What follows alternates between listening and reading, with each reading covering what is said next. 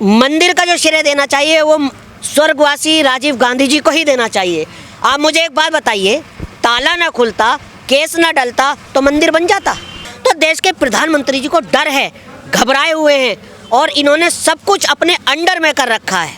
आपको देश को बचाना है, लोकतंत्र को बचाना है तो ईवीएम पर बैन लगना। हम नफरत के खिलाफ लड़ते रहेंगे, झूठ के खिलाफ लड़ते रहेंगे और एक दिन हमेशा सच्चाई की जीत होगी और सच्चाई की ही जीत होती है। जनता ने तो नकार दिया आपको। देखिए, जनता ने नहीं नकारा। आप मुझे एक बात बताइए, हमें 4,90,15,000 वोट मिला, 10 लाख वोट हमें भाजपा पार्टी से ज़्यादा मिला, तो हमें कहाँ नकारा?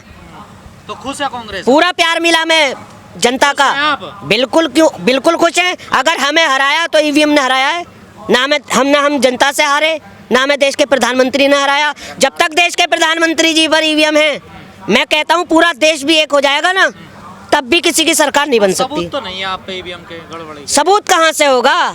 सारे भरे, मतलब आरएसएस, बजरंग दल के हाई कोर्ट, चुनाव आयोग, सुप्रीम कोर्ट में सब इनको बिठा रखा है, कोई सुनवाई नहीं हो रही।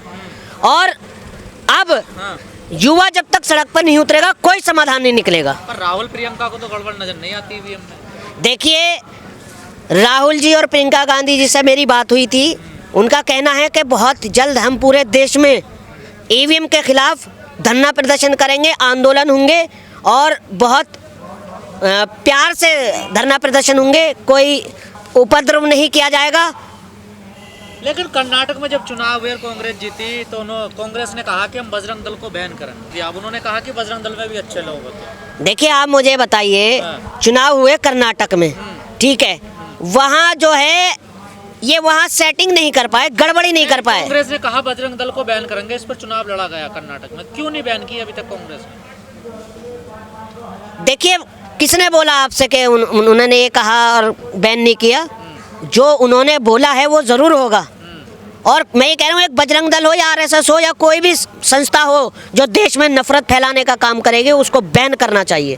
एक बजरंग दल या आरएसएस को ही नहीं कह रहा मैं, कोई भी हो, किसी भी समुदाय से हो, जो देश तोड़ने का, देश की संस्कृति तोड़ने का और देश का भाईचारा तोड़ने की बात करेगा, उसको बैन कर दिया जाए, चाहे वो कांग्रेस पार्टी हो या कोई भी पार्टी हो। कांग्रेस, आपको नहीं लग रहा कि हिंदुओं के रास्ते चलने लगी है? सॉफ्ट हिंदू चाहती है, वो भी धीरे धीरे हिंदुओं की बात कर रही है। क्या बात है, अगर चलना चाहिए। क्या हिंदू इस देश के नहीं है? हिंदू, मुस्लिम, सिख, ईसाई सब है मिलकर भाई सब भारतीय हैं। पर कांग्रेस तो कहती है हम सेकुलर हैं।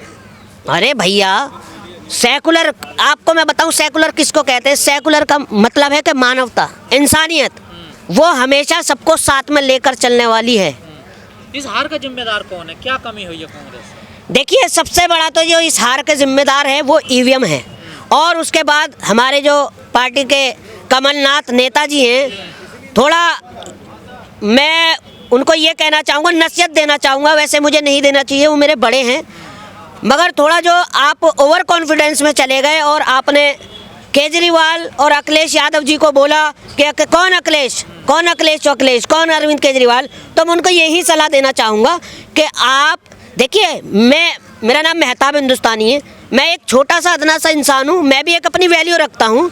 तो अखिलेश यादव तो बहुत बड़े नेता हैं, तो कहीं ना कहीं इससे भी नुकसान हुआ है। घमंड था कांग्रेसी नेताओं। मैं क्या कह रहा हूँ, अब वो बात नहीं रही। हमें सबको लेकर चलना होगा, हमें सबको एकजुट लेकर चलना होगा, पूरे इंडिया गठबंधन को। और हम क्यों हारे, इसका भी रीज़न बताता हूँ। वहाँ इन्होंने उल्टा सीधा बयान दिया, बागेश्वर धाम जो हैं उनको आपने साथ लेकर घूम रहे हैं, पूरी कांग्रेस पार्टी विरोध कर रही है और आप उनको लेकर घूम रहे हो। जो हमने मीडिया वालों को बैन कर रखा था, आप उनको इंटरव्यू दे रहे हो, तो कहीं ना कहीं बहुत बड़ी कमियाँ रही हैं उनकी। और फिर अखिलेश यादव जी का कहना कि यादव वोट बिखर गया मध्य प्रदेश में भी और वहाँ फ़र्क पड़ा फिर राजस्थान में भी, तो कहीं ना कहीं चूक हुई है और उनके बड़े बोलों से हमें बहुत बड़ा झटका लगा है 3 राज्यों में। तो इससे सुधार होगा कांग्रेस? बिल्कुल सुधार होगा, बिल्कुल होगा। क्या सुधार करेगी? सीख मिलेगी और हमें इससे सीखना चाहिए कि हमारी क्या कमी है। साथ चलेगी अब? इंडिया गठबंधन की मीटिंग बहुत जल्दी है और इंडिया गठबंधन एक तरह है और एक है, मजबूत है। और 2024 में हम जो हमसे गलतियां हुई हैं अभी पिछले चुनाव में, हम उनको बिल्कुल ख़त्म करने का काम करेंगे। हमने मंदिर का ताला हमने खुलवाया, उस नाम पे वोट मांग रही कांग्रेस। तो देखिए इसमें कोई सच्चाई नहीं है। असली जो मंदिर का जो श्रेय देना चाहिए वो स्वर्गवासी राजीव गांधी जी को ही देना चाहिए। आप मुझे एक बात बताइए, ताला ना खुलता, केस ना डलता तो मंदिर बन जाता? तो फिर मुसलमान क्यों वोट दे कांग्रेस को? अरे भैया, मुझे ना ही ऐतराज़ मंदिर से है, ना ही मुझे मस्जिद से है, मुझे मतलब रोज़गार से है, बेरोज़गारी से है, देश की जो मेरी बेटी पीड़ित है उससे है।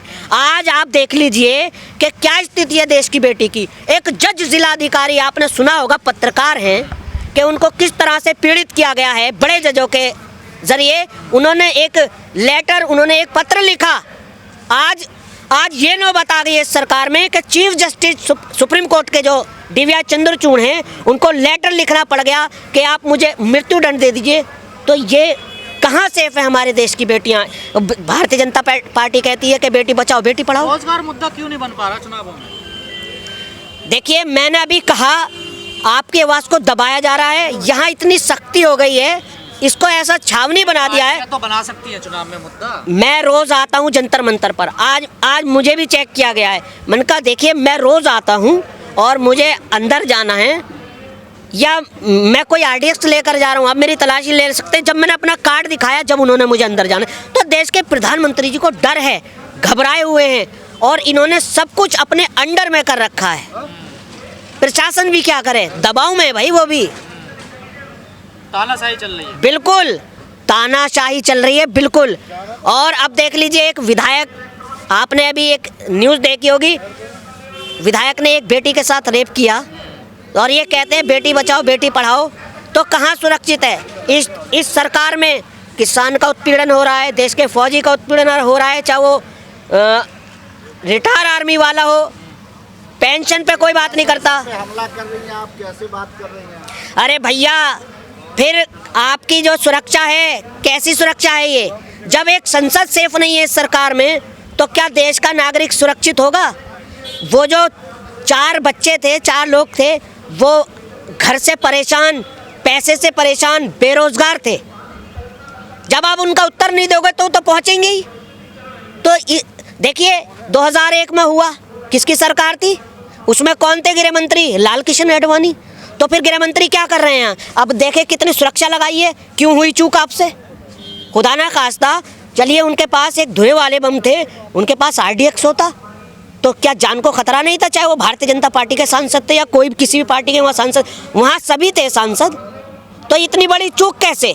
या तो सेटिंग से, और जो वहाँ के कर्नाटक के सांसद हैं, ID कार्ड भी वहाँ के निकले। अगर इसमें कोई कांग्रेस का सांसद होता ना, तो उस पर जिन्हें क्या क्या आतंकवादी की धाराएं और जिन्हें क्या क्या लगा देते ये। भाई साहब, आरिफ मोहम्मद खान मेरे मामा हैं, BJP के गवर्नर हैं, फोटो तो मैं भी खिंचवाता हूँ। तो क्या मैं वो BJP का हो गया? कांग्रेसी हूँ। और 2024 में मुझे उम्मीद है, और देश के न्यायालय पे भी उम्मीद है, सुप्रीम कोर्ट जस्टिस जो हमारे चंद्रचूड़ हैं वो EVM पर बैन लगा के जाएंगे। अगर आपको देश को बचाना है, लोकतंत्र को बचाना है, तो EVM पर बैन लगना